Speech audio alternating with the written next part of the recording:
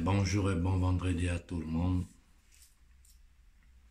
Hier tard dans la nuit, j'ai écouté la dernière intervention du frère Béhanzin, le leader de la LDNA.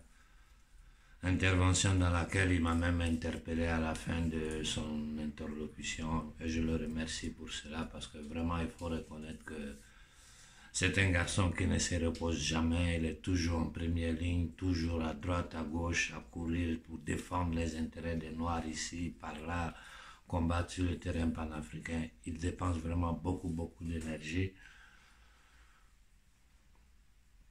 Donc je le remercie pour cette interpellation, mais voilà quoi, moi comme je dis, comme lui-même il avait dit avant moi, nous sommes en train de réfléchir ici comment organiser vraiment une grande manifestation ici sur le terrain occidental pour faire voir un peu la situation de l'Afrique aux yeux du monde entier. Parce que tout ce qui se fait en Afrique est censuré. Tout ce que nous faisons en Afrique est censuré. Ici, les gens ne savent rien. Bon, vu tout ce qui est en train de se passer en RCA, vu la situation du Congo, du Mali, aujourd'hui même le Bénin, la Côte d'Ivoire, tous ces pays-là sont menacés par le djihadisme créé, alimenté, protégé par les services occidentaux à travers toute cette occupation militaire qu'ils sont en train de faire sur l'Afrique. Ce qui se passe aujourd'hui, il y a 10 ans de cela, nous avons essayé de vous avertir, mais le temps n'était pas encore mûr pour que vous puissiez nous comprendre. Mais aujourd'hui où on est en plein dedans, qu'est-ce que nous devons faire? Moi, c'est la question que je me pose. Vu ce qui s'est passé au Mali, vu ce qui s'est passé en Côte d'Ivoire, vu ce qui s'est passé en Guinée, vu ce qui s'est passé au Burkina il y a quelques années, nous nous rendons compte de la force de la France-Afrique. C'est un pouvoir séculaire qui s'est transformé dans le temps et dans l'espace, mais c'est toujours le même pouvoir qui tient d'autres peuples en esclavage par la force, par la violence pendant un temps. Un temps, ils l'ont fait au nom du bon Dieu. Parce que c'est le pape qui leur avait donné l'autorisation, vu que l'homme noir a la semence d'un être humain, mais en réalité, c'est pas un être humain, c'est un être inférieur qu'on peut chosifier, qu'on peut mettre au même niveau que les animaux domestiques, c'est-à-dire ceux qui travaillent dans les champs, les trucs. C'est comme ça, un temps, avec la religion, ils sont arrivés. Après ça, ce qu'ils appellent le siècle des Lumières, là. C'est dans ça ils ont élaboré tout ce qu'ils appellent la théorie des races, pour encore mettre l'homme noir en bas, hein, le piétiner, le mettre en condition d'esclavage. Aujourd'hui, nous sommes dans un paradigme qui est encore plus dangereux que tout ce que nous avons vu. Parce qu'ici, il s'agit de l'extermination de notre société civile.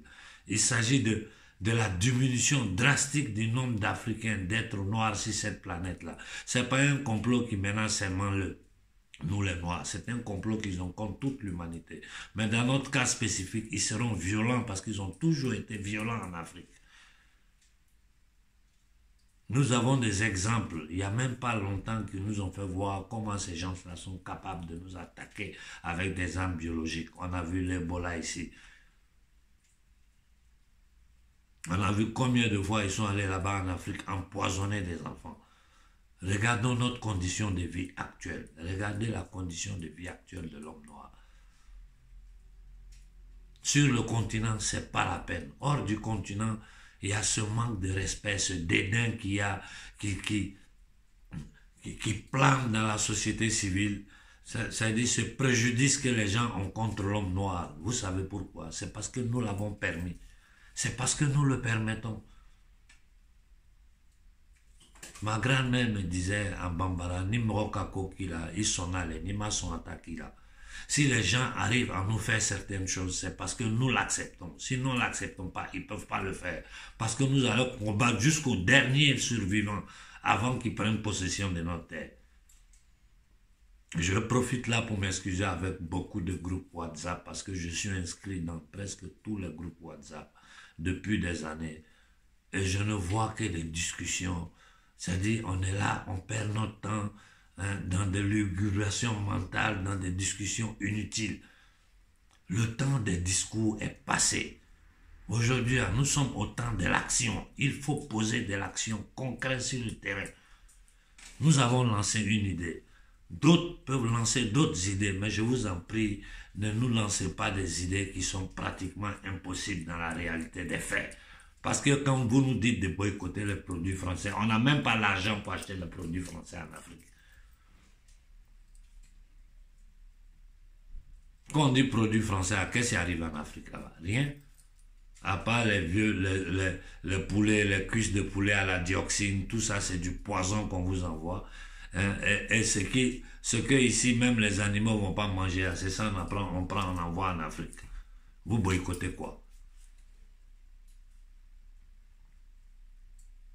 Vous organisez des forums, c'est bien, mais on l'a fait pendant 10 ans, 15 ans, 20 ans, 50 ans. Aujourd'hui, là, la jeunesse africaine, même ceux les moins instruits, ils ont compris ce qui se passe. Leur problème, c'est simplement avoir des guides concrets, avoir des jeunes Africains qui prennent le devant des choses de façon concrète, déterminée, pour que ces jeunes-là le suivent. Sinon, nous pouvons rester là, lancer tous les discours que nous voulons. Nous pouvons faire toutes les conférences que nous voulons. Ça ne les dérange pas. Ça ne les dérange pas. Et vu la situation mondiale en ce moment, vu tout ce qui est en train de se préparer, tout ce qui est en train de se métamorphoser sur la scène internationale, vu le rapport de force qu'il y a, nous les Africains, nous avons une seule chance. Nous avons une seule chance. C'est tisser des alliances qui vont nous permettre de nous protéger en entendant d'être prêts, en entendant d'être capables de nous défendre nous-mêmes. C'est la seule solution que nous avons. Et si nous voulons faire sentir la voix de l'Afrique dans le monde entier, c'est nous de la diaspora qui pouvons le faire. C'est nous de la diaspora qui pouvons le faire. Parce que ici, nous sommes en plein cœur de l'impérialisme. Et l'impérialisme, là, si nous le combattons sur son propre terrain, aux yeux de la société civile occidentale, de façon pacifique, sans violence, sans rien, je vous dis de façon pacifique, vous allez voir que la société civile occidentale va se mettre de notre côté. Parce qu'eux-mêmes aujourd'hui, ils se rendent compte de façon très claire, de façon très évidente, qu'ils ne sont plus en démocratie, qu'il y a une oligarchocratie qui gouverne ce monde-là à travers les banques, les multinationales et les institutions internationales, que tout, c'est un agglomérat de pouvoir qu'ils contrôlent, hein, ce que nous appelons l'État profond international, le deep state international. On ne va pas rentrer dans les détails ici aujourd'hui, ce n'est pas ça l'objectif de mon intervention. Hein. C'est pour vous faire comprendre le danger qui nous menace. Regardez pendant ces 5 dernières années comment eux se sont positionnés. Ils nous ont détruit un peu plus à chaque fois. Ils ont poussé un pas en plus que nous. Et tout ce que nous tentons de faire sur le sol africain, sachez qu'ils vont utiliser la violence. Ils vont utiliser les négriers noirs, hein, les sous-préfets abusivement appelés présidents. Ils vont les utiliser pour frapper, pour blesser les gens. Donc, continuez à faire vos petites manifestations, continuez à vous organiser sur le terrain, continuez à sensibiliser la jeunesse africaine sur le terrain. Mais le combat, là, il est temps que nous l'envoyions sur le sol occidental. C'est d'ici que nous allons mener ce combat-là. Donc, les appels que le frère Béhanzé a lancés hier, je m'ajoute à lui pour dire à toute la communauté africaine de la diaspora, ce n'est pas un problème d'une personne, d'un groupe, d'un mouvement. Non, c'est une lutte que toute l'Afrique doit mener ensemble. C'est une lutte de survie.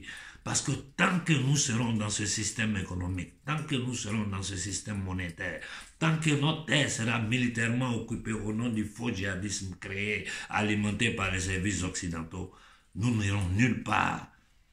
Nous n'irons nulle part. Donc ceux qui veulent faire la politique, je vous le répète de nouveau, pour le moment, rejoignez le peuple, rejoignez la diaspora, vous qui êtes en Occident ici. Organisons-nous en petits groupes. Nous allons nous concerter en privé. Quand une date sera lancée, au moins 1 mois à l'avant, que toute la diaspora noire d'Occident soit prête à déferler sur Bruxelles. S'ils refusent cela, nous donnerons un plan B que nous avons déjà étudié. Donc, mentalement, nous devons nous préparer à ça. Si nous voulons envoyer le combat, si nous voulons porter le combat de libération de l'Afrique aux yeux du monde entier, parce que tout ce qui se passe sur le continent là-bas est censuré. Les gens ne peuvent pas faire plus. Voilà ce que j'avais à dire pour cette fin de semaine. Je vous remercie tous pour l'écoute. Tenons bon et continuons, parce que la victoire est proche. Vous ne le voyez pas, mais la victoire est proche. Il nous faut faire 2, 3 petits pas et vous allez voir que la situation africaine va changer. Ils seront obligés d'affronter ces problèmes et nous serons là pour leur dire ce que nous voulons, ce que nous ne voulons pas. Voilà, bonne fin de semaine à tout le monde.